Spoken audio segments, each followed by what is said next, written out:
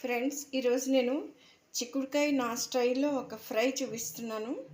ఇది ఉప్పు పసుపు వేసి కొంచెం నీళ్ళు ఎక్కువ పోయకూడదు. ఆ తడికే కడిగిన తడికే ఉడికిపోతాయి. అలా అది ఉడికించి పెట్టినవి. కొంచెం వాము ఆకులు 4 కట్ చేశాను. కొంచెం కరివేపాకు, తర్వాత కారం, జీలకర్ర పొడి, మినప్పప్పు, ఆవాలు. ఇప్పుడు నేను కొంచెం ఆవాలు వేస్తున్నా.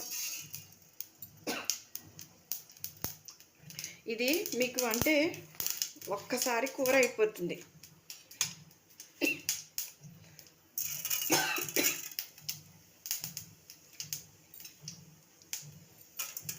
ఇది వేసాక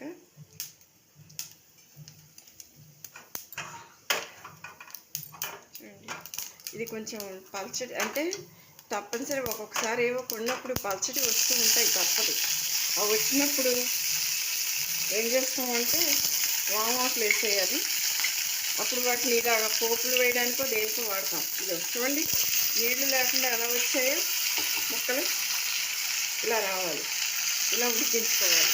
ఇప్పుడు ఓటీపీ లాగా ఇది ఓటీసీ 1 టైం కర్రీ అయిపోతుంది. ఇలా వేసుకున్నాక ఉప్పు పసుపు వేసాం కదా, కొంచెం కారం మనకు కావాల్సినంత, ఇష్టమైతే నిమ్మరసం పిండుకోవచ్చు, లేకపోతే కమ్మగా కావాలనుకుంటే ఇలా తినొచ్చు. ఇప్పుడు జీలకర్ర పొడి. ఇదేంటంటే చిక్కుడుకాయ హెవీ అంటారు కొంతమంది. పెద్దవాళ్ళు ఇంట్లో ఉన్నప్పుడు చిక్కుడుకాయ పిల్లలకి హెవీ అన్నప్పుడు అలా కొంచెం వాము వేసుకుంటే ఆకు అలా ఫ్రెష్ ఆకు అనుకోండి, ఫ్రెష్ దాంట్లో ఉండే లక్షణాలే వేరు కదా, అందుకని ఇలా అంతే. చూసారా, కూర పొడి పొడిగా కావాలంటారు, పొడి పొడిగా ఉంటుంది. ఇలా ముందు ఫ్రై అంటే వంకాయ టమాటో వేసి వండుతాం, ఫ్రై ఏంటి అనుకునేదాన్ని. అప్పుడు మొత్తానికి నా రీసెర్చ్లో ఇలా తయారు చేశాను దీన్ని. చూడండి, అయిపోయింది అంతే. చూసారు కదా, కూర అయిపోయింది. స్టవ్ ఆపేయచ్చు, ఇంతే కూర.